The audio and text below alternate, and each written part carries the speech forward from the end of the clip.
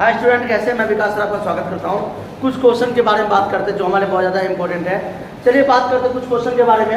हड़प्पा के मिट्टी के बर्तनों की विशेषता, यानी क्या था? हड़प्पा के मिट्टी के बर्तन की सामान्य किस रंग का उपयोग होता था, यानी हड़प्पा का बर्तन जो था वो किस रूप में प्रयोग किया जाता था। आप सब जानते होंगे हड़प्पा सभ्यता सबसे प्राचीन सभ्यता है जिसे सिंधु घाटी की सभ्यता कहते हैं। जी हाँ, रखिएगा, हड़प्पा सभ्यता को सिंधु घाटी की सभ्यता कहते हैं। और हड़प्पा सभ्यता जो था वो सबसे प्राचीन था, जहाँ पे सबसे ज़्यादा देखा जाए पाकिस्तान के क्षेत्र जो थे वहाँ माने जाता है। जैसे भारत के अंदर जो है वो हड़प्पा कहाँ का उपयोग में लाया गया। सबसे पहले जानते हैं भारत के अंदर में हड़प्पा की शुरुआत हुई कहाँ से थी।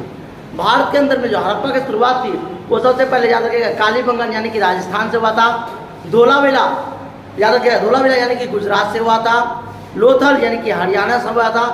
विभिन्न प्रकार के क्षेत्र है जहाँ से हड़प्पा की शुरुआत की गई थी। याद रखिए, बहुत सारे अनगिनत है। तो हड़प्पा सभ्यता सबसे प्राचीन सभ्यता है। ऐसी सभ्यता को सिंधु घाटी की सभ्यता कहते हैं। हड़प्पा सभ्यता में मिट्टी के बर्तन प्रयोग करते थे, कांसे का प्रयोग करते थे, अलग अलग प्रकारों का प्रयोग करते थे। आप जानते होंगे हड़प्पा सभ्यता में जो थे वो इनमें से वस्तु कौन कौन से थे। तो हम सबसे पहले जानते हैं वस्तु में कौन कौन से थे। लाल रंग के मिट्टी होते थे, फनाइंस कहते हैं, फनाइंस होता था। कांसे की बर्तन होते थे, अभिलेख होते थे, धातुओं शिलाओं पत्रों पे लिखे गए जो अभिलेख कहते हैं। याद रखिएगा, अभिलेख किसे कहते हैं? कई बार आ गया तो धातुओं शिलाओं और पत्रों पे लिखे गए लेख को अभिलेख कहते हैं। अभिलेख होते थे। फिर हड़प्पा सभ्यता की खोज की थी रखालदास बनर्जी ने। याद रखिएगा, हड़प्पा सभ्यता की खोज की थी रखालदास बनर्जी, दयाराम साहनी, नंदराम साहनी ने। मगध पर शासन करने वाला पहला क्षत्रिय कौन सा वंश का था? मगध पर शासन करने वाला पहला जो व्यक्ति था वो था शिशुनाग। याद रखिएगा, शिशुनाग एक ऐसा व्यक्ति था जिसने सबसे पहले मगध पे साम्राज्य पे शासन किया था। फिर अगर ऋग्वेद में अनसा शब्द का प्रयोग किसके लिए हुआ है? याद रखिएगा, ऋग्वेद सबसे प्राचीन वेद है। हमारे वेद 4 होते हैं और ऋग्वेद सबसे प्राचीन वेद है। प्राचीन काल में 4 वेद थे हमारे, सामवेद, अथर्ववेद, यजुर्वेद और ऋग्वेद। ये सभी वेदों में से जो वेद था वो ऋग्वेद सबसे प्राचीन वेद है, जो युज धातु से बना, जिसका अर्थ होता है जानना। याद रखिएगा, ऋग्वेद का शब्द क्या होता है? जानना।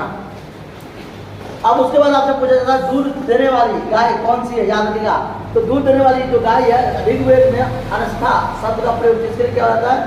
तो दूध देने वाली गाय के लिए।